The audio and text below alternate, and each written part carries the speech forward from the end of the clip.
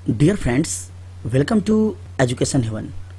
मैं assistant professor Anand Prakash आपके अपने यूट्यूब चैनल शिक्षा स्वर्ग में आपका स्वागत करता हूं। फ्रेंड्स, आज के इस वीडियो में हम लोग क्लास 12 पॉलिटिकल साइंस यानी कि राजनीतिक विज्ञान, राजनीति शास्त्र का इम्पोर्टेंट प्रश्न पढ़ेंगे जो कि आपके बोर्ड एग्जाम के लिए काफ़ी इम्पोर्टेंट होगा। मैं वैसे प्रश्न बताऊंगा जो कि कई बार रिपीट हो चुके हैं और इस बार भी पूछने की संभावनाएं हैं। फ्रेंड्स, आगे बढ़ना है तो बहरे बन जाओ। कुछ लोगों को छोड़कर बाकी सब आपका मनोबल गिराने वाले ही होते हैं, तो पॉजिटिव सोचिए। एग्जाम में अच्छे मार्क्स आएंगे, आप उसके लिए अच्छे से तैयारी कीजिए और जुड़े रहिए हमारे साथ। तो चलिए चलते हैं आज के टॉपिक पे, जो कि आज का टॉपिक है आपका राजनीतिक विज्ञान का इंपॉर्टेंट प्रश्न। लघु और दीर्घ उत्तरीय प्रश्न होंगे और मैं टॉप 5 प्रश्न आपको बताऊंगा और यह आपका पार्ट 3 है। तो चलिए शुरू करते हैं फर्स्ट क्वेश्चन के साथ। क्वेश्चन नंबर 1, विश्व व्यापार संगठन क्या है? यानी विश्व व्यापार संगठन के बारे में बताइए या फिर इसके कार्यों का उल्लेख करें। दोनों ही प्रश्न आपका पूछा गया है, आंसर एक ही होगा। चलिए आंसर देखते हैं। विश्व व्यापार संगठन के कार्य इस प्रकार हैं। नंबर 1, सदस्य देशों के प्रदेशों में पुनर्निर्माण व विकास में सहायक होना। यानी विश्व व्यापार संगठन जो है, जो भी इसमें सदस्य देश हैं उनमें पुनर्निर्माण और विकास में योगदान करते हैं। नंबर 2, ऋण व अन्य निवेशों में सहभागिता के आधार पर विदेशियों को प्रोत्साहन देना। यदि इनके सदस्य देश कहीं समस्या आती है पैसा में, तो यह जो है मदद करती है। कौन? विश्व व्यापार संगठन यानी कि WTO। नंबर 3, विकास के लिए अंतर्राष्ट्रीय स्तर पर विनिवेशों को प्रोत्साहित करना ताकि जीवन स्तर व श्रम की दशाएं ऊंची हो। तो चलिए यहां आया आपका विश्व व्यापार संगठन यानी कि WTO। इसके बारे में और कुछ विस्तार से जानते हैं इस तस्वीर के द्वारा। WTO यानी कि वर्ल्ड ट्रेड ऑर्गेनाइजेशन आपका फुल फॉर्म होगा।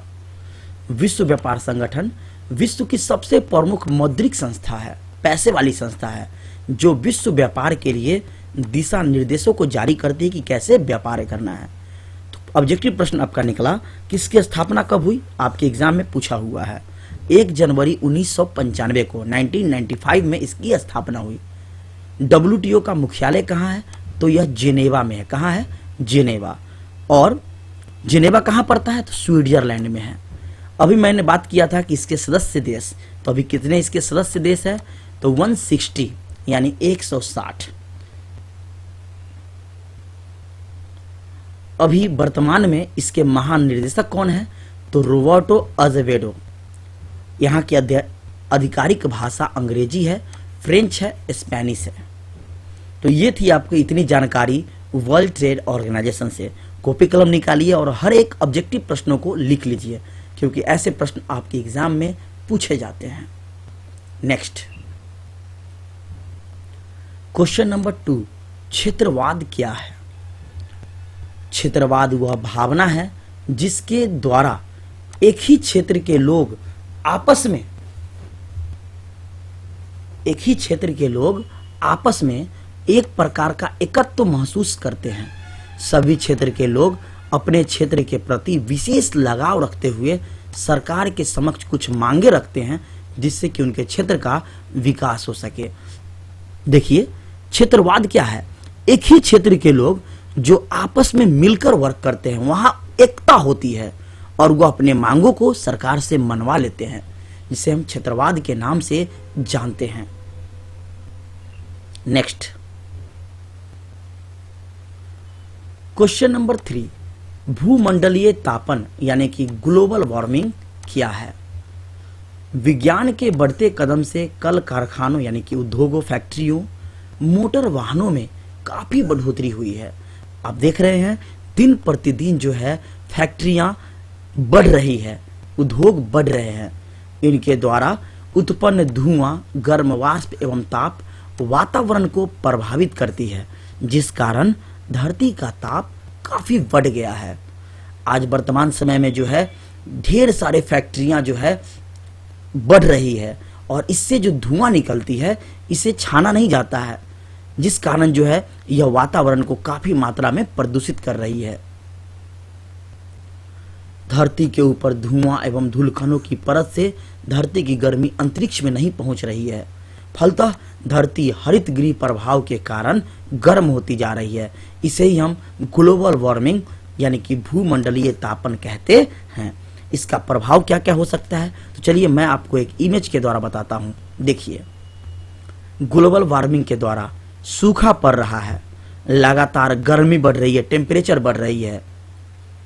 ये देखिए पृथ्वी का आकार कैसा हो रहा है, किस प्रकार नुकसान हो रहा है, बर्फ पिघल रहा है, उससे बाढ़ें आ रही है, जीव जंतु मर रहे हैं, यहाँ लगातार तापमान जो है बढ़ रहा है।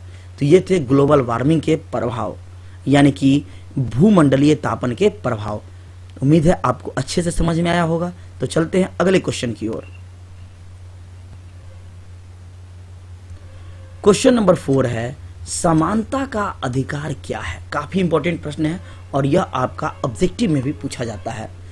संविधान के अनुच्छेद 14 से 18 में समानता के अधिकार का उल्लेख है। अब ये 14, 15, 16, 17, 18 ये सब क्या है, थोड़ा विस्तार से मैं आगे बताऊंगा। तो चलिए, संविधान के अनुच्छेद 14 से 18 में यानी 14 to 18 यह समानता का अधिकार यानी सबको एक बराबर अधिकार है। समानता के अधिकार का तात्पर्य है कि कोई भी व्यक्ति, चाहे वो किसी भी लिंग हो, महिला हो, पुरुष हो, मतलब नहीं है, किसी भी वर्ण से हो, जाति से हो, वंश से हो, क्षेत्र से हो, सबको समान अधिकार हो, चाहे वो अमीर हो, गरीब हो, किसी भी जाति के हो, किसी भी धर्म के हो, किसी भी लिंग के हो, सबको समान अधिकार है हमारे देश में जीने का, जो कि आर्टिकल 14 से 18 में बताया गया है। संविधान के अनुसार प्रत्येक नागरिक को समान रूप से शिक्षा पाने का अधिकार है। आप जानते हैं सरकार 6 से 14 वर्ष के बच्चों को निःशुल्क पढ़ाती है, यहाँ तक कि खाना भी देती है। तो ये सब सरकार की योजना है। अब तो नए शिक्षा निधि के तहत यह भी हो गया है कि अब 3 वर्ष से 14 वर्ष तक के बच्चे को सरकार फ्री पढ़ाएगी। उसके बाद शिक्षा हो, स्वास्थ्य हो, घूमने फिरना हो, नौकरी करना हो, सब में या फिर किसी भी प्रकार के व्यवसाय करना, सबके लिए समान अधिकार है। तो चलिए, यहाँ जो आपका आया 14 से 18 उसको हम बारीकी से जानते हैं क्या क्या है। ये रहा आपको समता का अधिकार यानी समानता का अधिकार। आर्टिकल 14 कहता है विधि के समक्ष समानता यानी कानून के नज़र में सब कोई समान है, चाहे वो किसी भी जाति का हो या भी किसी भी लिंग से हो या फिर अमीर हो, गरीब हो, मतलब नहीं है, सभी समान है कानून के नज़र में। 15 कहता है धर्म, मूल वंश, जाति, लिंग, जन्म स्थान सभी के आधार पर विभेद यानी कि भेदभाव नहीं किया जा सकता है। आर्टिकल 16 कहता है लोक नियोजन के विषय में अवसर की समानता, जो भी सरकार करती है सब में जो है जनता को समान अवसर दिया जाएगा। आर्टिकल 17 बार बार कंपटीशन एग्जाम से लेके आपके एग्जाम तक सब में पूछा जाता है अस्पृश्यता का अंत यानी छुआछूत का अंत। कहीं भी जो छुआछूत को लेकर जो है लोग यहाँ भेदभाव नहीं कर सकते हैं। आर्टिकल 18 उपाधियों का अंत। तो ये था आपका समता का अधिकार यानी समानता का अधिकार 14 से लेकर 18। आप कॉपी कलम निकाल कर लिख लीजिए ताकि आपको अच्छे से याद हो जाए। Next question number 5, amnesty international क्या है, इसके कार्यों का उल्लेख करें। आंसर, एमनेस्टी इंटरनेशनल एक स्वयंसेवी संगठन है। क्या है?